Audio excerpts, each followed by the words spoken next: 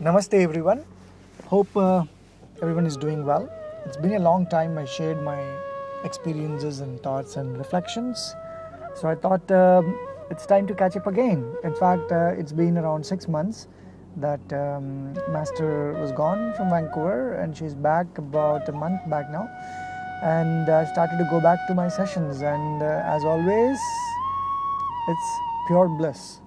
And I've also written an article on the eternal connection of Sukshma, on my experiences about what went through in my consciousness during Master's absence and what happened after she came back and after I started taking my sessions again. As I always say, we experience that pure bliss in the presence of Master when we are meditating, and we don't experience the same when we are meditating on our own. So obviously it's very clear, rather crystal clear, that there is a difference between the experience by meditating on my own and in the presence of Master. And this is not something new. All the students who have come to the Master have experienced the same. So definitely there is something that Master is able to give us. She has access to some kind of universal, pure, divine consciousness, the pure consciousness, whatever you want to call it, the pure energy. And she's able to transfer that in the form of a pure, subtle vibration into our consciousness, which in turn purifies our consciousness and removes all these mundane problems and frustrations from our day-to-day life and gives us that pure bliss. In fact, in terms of awareness, and I think it's very easy for us to understand, when we start from the gross level. So at a physical level, at a gross level, like our physical body and our mental level, we are aware of things. We can't deny that, right? We are aware of what's going on around. We are aware of our own body. And most of the people also have the ability to be aware of their thoughts. Of course, we kind of move to the self-awareness now. Self-awareness is where you're actually aware of about your thoughts, your actions, and you're able to witness, what is going on within yourself. So we all understand awareness. It's not complicated. It's not some mumbo jumbo. It's not magic. It's simple, straightforward, rational thinking. We are aware. So at a gross level, we are aware of our body. And now let's dive in a little bit into the micro level. So microscopic aspect of our body. We know at a microscopic level there are lots of cells, probably trillions of cells performing their duties. Heart cells, brain cells, eye cells, kidney cells. There are different types of cells in our body. And each cell is itself aware about itself. So a cell is able to perform its functions. Each cell is different, even though they all live in the same body, within the same medium.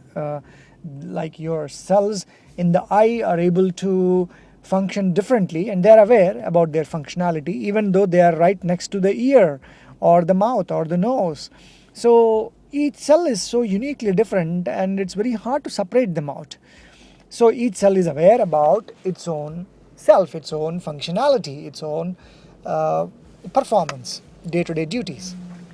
So now let's go to the subatomic level. Subatomic level, we know there are electrons and protons. So we know if we go down deeper into the cells, within the cells we do have the chemicals like sodium, potassium and sulfur, iron, magnesium, calcium. We need those elements. Of course, we are made up of those elements at the end of the day. That is what makes us perform our actions, perform our day-to-day duties, provides us the energy. And we know the whole energy cycle. We know how the glucose is converted into energy. So at the end of the day, there is the generation of that energy, and behind all this is all these elements of the periodic table which are performing their functions, and within those elements we have subatomic particles, electrons, protons and neutrons. And we know that these three perform three different functions, these three subatomic particles. In fact, there is this whole analogy, and which I think is very true, is that the electrons, protons and neutrons actually are analogous to Shiva, Brahma and Vishnu concepts in the ancient Indian philosophy. So the whole concept of the so-called gods, Brahma is the creator, Vishnu the sustainer, and Shiva the destroyer, are exactly equivalent to the neutron, which is the sustainer, proton, which is the creator, and electron, which is the destroyer. And looking even at the charges that each of them carry, electron is a negative charge, proton is a positive charge, and the neutron is a neutral charge. So you need three different types of energies to sustain a system. And if you look at the subatomic particles, these three are able to retain an atom in place because of the three energies and the balance between these three energies. And that is how ancient Indian wisdom has taken the same concept. We're talking about thousands of years back, probably 10,000 years back or even more, when they were able to design this framework and this concept and say that yes, we have these three energies playing at the root of the creation, and the whole recycling of life is happening because of these three energies. And we started to pray these energies and call them, some kind of forms of energy, and they became part of the ancient Indian lifestyle. And we started to pray those three concepts, and eventually someone gave a shape, name, and form to those three concepts, and we started to imagine them in form of images and pictures. And still we today, if you go to India, everyone is praying Brahma, Vishnu, and Shiva, and then many other forms of energies, which we'll keep it for a later talk. But now coming back to the awareness, so electrons, protons, and neutrons, they are aware at their level. And then if you go beyond that, there are quarks, even the more subatomic level if you go. And then there is behind all this something called a vibration. A vibration is something that you cannot see. It exists, and it is the root of the entire creation. If you in fact delve into some of the most ancient texts of India, the whole concept of creation is attributed to this one vibration that is coming from this point, sometimes called the cosmic point or the cosmic center, is where the entire universe is being created. In fact, the Big Bang also acknowledges that the whole universe formed from this one point of creation, and then from there the entire universe took place at one time. So basically this awareness again is at that vibration level. So what happens at the end of the day is, it is awareness that is there everywhere. Awareness is all that there is. There is nothing else but awareness, but at different levels and different types. And the purest of the pure awareness is this cosmic center, or is this whole vibration, subtle vibration, which Master Sunita keeps talking about. Initially I did not even understand what it was all about, but now as I experienced this for the past 8 years, and I'm studying these ancient scriptures and written by all these great saints and sages, I totally understand the concept of creation and the subtle vibration that Master keeps talking about. So Sunita, being a great sage or a saint who experiences that subtle state of vibration, is able to transfer that energy in form of subtle vibration to people who are meditating in her presence. And that is why we experience that pure bliss, that pure divine bliss, the state of complete stillness, the state of nothingness, the state where you transcend above the body and the mind and space and time. And this state is the Sukshma state. And Master always says everyone who actually, a true yogi or a true saint, has to eventually experience the Sukshma state. And only this Sukshma state will help us truly experience that pure subtle vibration which is behind the creation of this entire universe.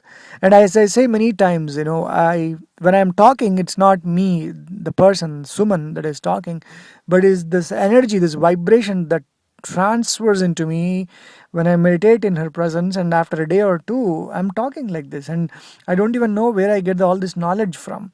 In fact, ancient scriptures, Taittiriya Upanishad says Satyam Jnanam Anantam Brahma. The translation of that is the nature of pure consciousness. Brahma here means pure consciousness. The nature of pure consciousness is Satyam, truth, absolute truth, not the relative truth. We are talking about the absolute truth. And then Jnanam, which is the knowledge of all. We are not talking about knowledge of ephemeral things, the temporary things, the material things that exist here, but the knowledge that is behind all of this universe. And then the infinity, the nature of pure consciousness is infinity because it's there everywhere. It is, in fact, the nature of everything in this entire universe, and that is called Brahman in ancient Sanskrit language, ancient Indian language called Sanskrit, which is equivalent to pure consciousness, pure awareness. So, Master Sunita, when she gives access to that pure consciousness, you are able to realize everything. And I have said this many times in the past that 8 years back, I did not know anything about spirituality or spirit or Atma, Paramatma, nothing. Like I was another normal person, just doing, day-to-day work and just leading life normal. But then the moment I meditated in her presence, 2 or 3 meditations, suddenly this entire knowledge started flowing into me, as if there was a button that was pressed and boom, the whole thing started playing in my mind automatically. And then when I'm looking at all these ancient scriptures, I felt like, wow, I know this information. So that is the power of pure consciousness. That is exactly what is Master doing, is giving the access to that pure consciousness, which is what we are actually. It's not that she is bringing it from somewhere and installing it in our system. That is our true nature. But unfortunately, whatever you attribute it to, Maya, delusion, illusion, the vices, 6 vices, all these play on it. Again, ancient scriptures say this Maya is also his play. His, when I say his, I'm not talking about the physical God who's sitting out there in heaven. It is the play of the universe itself. They say the whole thing is happening because of a play. In ancient Sanskrit language, again, it's called Leela. It's the play of the universe itself. So, because of that play, we forget our true nature. Because of that delusion, we are forgetting our true nature. And only very, very rare masters like Sunita are able to really give that experience. I know meditation is wonderful, it relaxes your mind, relaxes your body, reduces your anxiety, it gives you that nice rejuvenation, relaxing time. But the true meditation, I think, the one that really, really gives you access to your own pure consciousness is not easy. It is not easy. I used to meditate before I came to the Master. But what I have experienced in the presence of Master is something that I cannot explain in words. One has to be experiencing it to realize it. So, my dear friends, I just wanted to share a few thoughts on awareness again. Awareness is something that is there at physical level, we know it. And what Master is giving access to is that pure awareness, which is there at the subtlest of the subtlest level. That pure vibration which is behind these subatomic particles, and that subatomic particles are what makes up our cells, and then cells are what makes up our tissues makes up the organs make up the body. This whole physical body is what we define as you, me, they and them. So the whole concept of I, that ego, I am this, this is my body, this is my mind, comes from this whole gross body. But if you in fact look at it deeply, it is that pure subtle vibration that is behind us. And I don't think there is any denial about this, because what we are discussing right now is pure logic. It's not some mumbo jumbo thing. Like, we just did this analysis and we are able to get to the bottom of it. And if again start from the bottom, you're able to come to the top of it. So it's just that experience what we all need, and that is the reason I keep talking about these experiences, because I would love to see the entire humanity experience this, really. And I'm waiting for more and more people to join me in this experience, so that we can spread this divine fragrance to everyone, every family, to every culture, to every nation. And imagine the world will be pure bliss. There will not be wars, there won't be violence, there won't be any problems in this world. It will be just pure bliss and harmony in the entire universe. So, my dears, thank you again for listening to this small little reflection of mine. And I'll continue to share. As long as Master's grace is there to me, I shall keep speaking. And I shall speak the truth, the absolute truth, from my experiences. Thank you again. Loka samasta sukhino bhavantu. May the whole universe be in bliss.